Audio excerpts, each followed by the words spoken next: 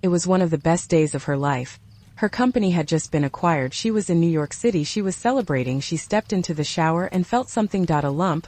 And in that single moment everything split into two. Before and after she was 40 years old, she had zero family history of cancer. She had no genetic markers. Her lifetime risk assessment showed a 5% chance of ever developing breast cancer. 0.5%. And yet, she had an aggressive form. Fast-moving, high recurrence risk. And when she called her doctor, the office was booked through April. Asterisk, we're sorry. The May books aren't open yet. Just keep trying. Asterisk, now, I want you to sit with that for a moment. Because this is not a story about bad luck. This is a story about what happens to women when the system tells them to wait, and they refuse. 1 in 8 women will be diagnosed with breast cancer in her lifetime. 1 in 8. And rates in women between the ages of 30 and 39 have risen by over 19% in the last 2 decades. This is not an older woman's disease anymore. This is your disease. This is our disease. Today we are going to talk about what it actually feels like when your life changes overnight, how you fight when everything you plan goes out the window, how you talk to your children, how you find your way back to joy when joy feels completely out of reach, and the one thing every woman listening right now can do today to protect herself. This one is for every woman who has ever been told to wait. Stay with me. Part 1, she found it herself and then had to fight to be seen the moment everything changed. And what happened next? Let me take you back to that shower. New York City. February. One of the greatest professional moments of her entire life, still warm in her chest. And then her hand. And then that feeling. She had felt it before. Maybe, but this time it was different. This time something in her body said, this is a lump. This is not nothing. She got out of the shower. She called her gynecologist. And she said the words that no woman should ever have to say twice. I found a lump. And the response she got was not urgency. It was not, come in this afternoon. It was asterisk, we're booked through April. The May books aren't open yet. Just keep trying. Asterisk, I want to name what that is. That is a system that has not yet learned that a woman calling to say I found a lump is not a routine appointment. It is an emergency. And the fact that she had to call her general practitioner, explain the situation, plead her case before anyone would see her is not acceptable. It is not rare. And it is not okay. Her general practitioner jumped into action, scheduled a mammogram, scheduled an ultrasound. The radiologist looked at the images and said, there are concerning masses. And when she mentioned she was leaving for Paris the next day, the radiologist stopped her. Asterisk, I don't think you understand. You are not leaving this building until you get a biopsy. Asterisk, that radiologist may have saved her life, because that biopsy, that triple biopsy, done right there, right then, confirmed what the radiologist had quietly already known. Honey, you have cancer. 5 words that split a life in half. And here is what I need every woman listening to this to carry forward. She found her own cancer. Not a mammogram. Not a routine exam. Her own hands, her own body, her own refusal to ignore what she felt. Takeaway number 1. Do your self-exams. Regularly, consistently, with intention. Your hands will find what machines sometimes miss. And if you feel something, anything, you do not wait for an available appointment. You call your general practitioner. You go to urgent care. You go to an imaging center directly. You do not stop until someone looks. Because in breast cancer, timing is everything. And you are your own first line of defense. Part 2. When the plan changes in the operating room, what happens when you wake up to a different life than the one you went to sleep in? She had a plan. She had always had a plan. Double mastectomy, because if cancer could develop on one side, it could develop on the other. Take it all, feel certain, move forward, direct to implant, same surgery, wake up, begin healing. That was the plan.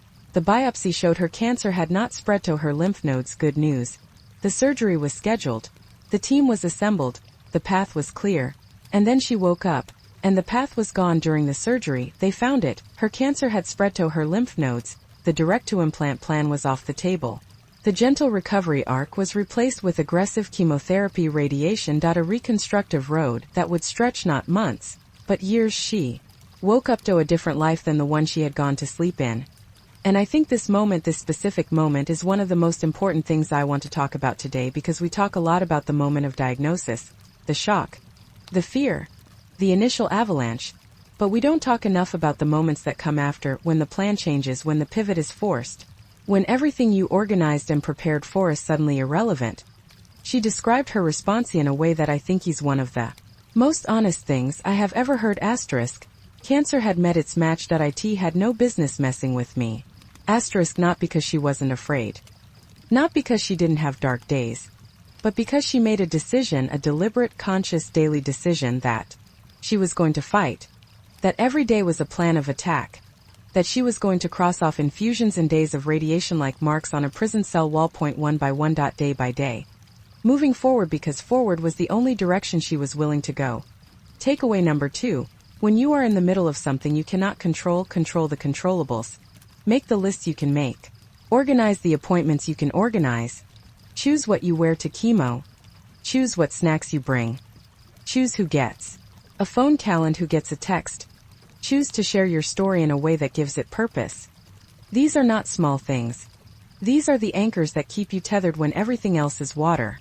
Part 3, the depression nobody talks about. What happens after treatment ends. The part of the cancer journey that gets left out of the story here is something that almost never makes it into the cancer narrative to consume. The part that comes after treatment ends. She described it like this. She had been marching every single day with clear orders, a clear plan, a clear enemy to fight. And then one day the marching stopped. And she was just dropped into outer space, into silence, into a universe. With no structure, no roadmap, no next infusion to cross off. And that is when the depression arrived. Not during the hardest days of chemo. Not in the operating room. Not in the moments when things were objectively most frightening. But after, when the world around her started to resume, when the phone calls slowed down, when the doorbell stopped ringing, when people who loved her started going to concerts, going on vacation, living their normal lives because they thought the hardest part was over. And she was left carrying a question that doesn't have an easy answer. Did it work? Are there still cancer cells? Is it going to come back? She went to Hawaii with her family. Beautiful. Sunday children. Everything that should equal joy. And she couldn't access it. She described feeling broken, like joy was a room she was standing outside of and couldn't find the door. This is something that 40% of women experience after a cancer diagnosis and treatment. Depression. Anxiety. A kind of grief that arrives precisely when the world expects you to be celebrating. And I think it is so important to name this because the silence around it is part of what makes it so isolating. You are supposed to be relieved, you are supposed to be grateful. And you are. But you are also lost. And both of those things can be true at the same time. What helped her? She talked to her doctor, she adjusted her medication, she went on longer walks as her body allowed. She returned to work. Not because she was fully ready, but because normality was something she was actively reaching toward. She shared her story publicly, purposefully, because making her cancer mean something was the one thing she could control about a disease that controlled so much else. Takeaway number 3. If you are supporting someone through cancer, do not disappear after the acute phase ends. The quiet months, when the treatment is over and the world has moved on, are often when the person needs you most. A text, a check-in, a note that says I'm still thinking about you. You don't have to be okay. These are not grand gestures. But they are lifelines. And they matter more than you know. Part 4. Telling your children the hardest conversation of all, how to be honest without taking away their safety of everything she went through. The surgeries, the chemotherapy, the radiation, the reconstructions, the complications. She said the hardest part was telling her children. They were 8 and 11. Old enough to understand something was wrong. Young enough that the wrong words could plant a fear that would grow for years. She had one central message that she built everything around. And it came from her oncologist, words she held onto like a rope in dark water. I believe your cancer is curable. Not just treatable. Curable. And so she looked her children in the eye and she said, Mommy is not afraid. I'm not going anywhere. I will beat this. You don't have to worry. She waited until the day before her surgery to tell them. Not weeks before. Not months before. The day before. Because she didn't want them to carry it longer than they needed to. She wanted them to see her go in and come home. She wanted the evidence of her presence to be louder than the fear of her absence. And they believed her. Because she believed it. That is the thing about children and truth. They are not reading your words. They are reading you. Your body. Your eyes. The quality of your certainty. And if you stand in front of them and your whole being says, I am going to be okay, They will feel that. They will hold on to that. Her kids made her a card for her first day of chemo. It said, "Don't let chemo make you emo." She still has it. Takeaway number 4. If you are a parent navigating a health crisis of any kind, consider what your children most need from you in that moment. Not information. Safety. They need to feel that the ground under their feet is still solid. And the most powerful thing you can give them is not a perfect explanation. It is your own unshakable belief that you are going to be okay. Even when, especially when, you have to work to find that belief yourself. Part 5. Your body is not the enemy. It is the hero rebuilding your relationship with yourself after cancer. I want to talk about something that doesn't get enough space in conversations about breast cancer. The body. Not the medical body. Not the body as a site of disease. The body as a home. She was honest in a way that I deeply respect. She said, she doesn't love the way she looks right now. That getting dressed every morning is hard. That taking a shower requires decisions she never used to have to make. That there are days when she puts on a prosthetic and days when she doesn't, and both require a kind of courage that is different from the courage of chemotherapy but no less real. And at the same time she said something else. She said she is grateful. Genuinely, deeply grateful to her body. Because her body is what got her here. Her body fought. Her body healed. Her body, alongside her medicine and her doctors and her own fierce refusal to give up, is the reason she is still sitting in this conversation. Both of those things are true. The grief and the gratitude, the complicated relationship with the mirror, and the awe at what this body has survived. And I think we do women a disservice when we insist that cancer survivors must feel purely inspirational about their bodies, that they must find beauty in every scar, that they must arrive at acceptance cleanly and completely and never look back. That is not how healing works. Healing is messy. It is nonlinear. It is wearing the strappy summer dress one day and choosing the baggy sweater the next. And both choices are valid. Both choices are brave. She shared something she did online. A day she decided for the first time to wear a dress with straps. A dress that made visible what she could not hide. She posted it, not because she felt beautiful, but because she decided that she was going to push. That she was going to show up in her life, in her actual body as it actually is, and refuse to make herself smaller to make other people more comfortable. That is not a small thing. That is one of the bravest acts I can imagine. Takeaway number 5. If you are somewhere in this journey, whether you are newly diagnosed, in the middle of treatment, or on the other side of it, rebuilding, please know this. You do not owe anyone a tidy narrative of your healing. You do not owe anyone a body you have made peace with on their timeline. You get to feel all of it. The grief and the gratitude, the bad mornings and the brave afternoons. And every single version of you in every stage of this is worthy of love, including the version that is still finding her way back. Part 6. What to actually do before, during, and after the practical toolkit every woman needs. Let's close this section with the practical. Because love without information is not enough. Before a diagnosis, know your risk. Ask your doctor for a lifetime risk assessment. A calculation that takes your personal history, your family history, your density and other factors into account. Know your number like you know your phone number. And if you qualify, ask about genetic testing, not just BRCA but the full panel. Because you can have 0 family history, 0 genetic markers, a 5% lifetime risk, and still develop aggressive breast cancer. The absence of risk factors is not the absence of risk. Self-examination, do it. Every month. Same time. Know your baseline, what your breast tissue normally feels like, so that when something changes you notice. And if you notice something, do not wait for an available appointment. Do not accept call back in April. Call your general practitioner. Go to an imaging center. Find a radiologist who will see you. You are your own first line of defense. Act accordingly. Choosing your care team. Start with the institution. Find a hospital where you feel not just clinically confident but personally safe. Where you feel heard. Where your doctor makes eye contact before opening your chart. Ask up front. Asterisk, can I text you? How do I reach you when I need you? What is the communication plan when things come up? Asterisk, because they will come up. And you need someone on the other end of that line who picks up. What to bring to chemotherapy? Comfortable clothing with easy port access. A blanket. Fuzzy socks. Something for your hands and attention, a book, a podcast, a show, a reusable water bottle, ginger candies or whatever helps with nausea. Your own snacks, something salty, something familiar, something that makes you feel like yourself. And whatever small comfort makes the chair feel less clinical. Bring it.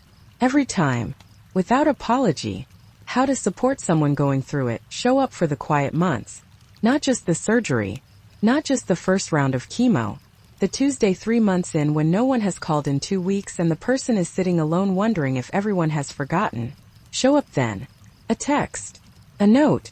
A delivery of something they love. The gesture does not have to be grand. It just has to say, asterisk, I still see you. You are still in my mind. You do not have to be alone in this. So let's come back to where we started. A woman. In a shower. In New York City. On one of the best days of her life. Feeling something she could not ignore. She did not wait. She did not minimize. She did not let a full appointment book become the reason she didn't fight for herself. She found her own cancer. She built her own team. She made her own decisions with full information and full clarity. She told her children she was not afraid, and meant it. She shared her story with the world, not because it was easy, but because she decided that if she was going to have cancer, it was going to do some kind of good. And 11 surgeries later, still in her journey, still fighting, still showing up. She is proof of something I want every woman to carry out of this video. Your life does not stop with a diagnosis. You will have bad days. You will have sick days. You will have days when joy feels locked in a room you cannot find the door to. But you will also, more often than you think, have good days. Days when you walk farther than yesterday. Days when you eat something that tastes right.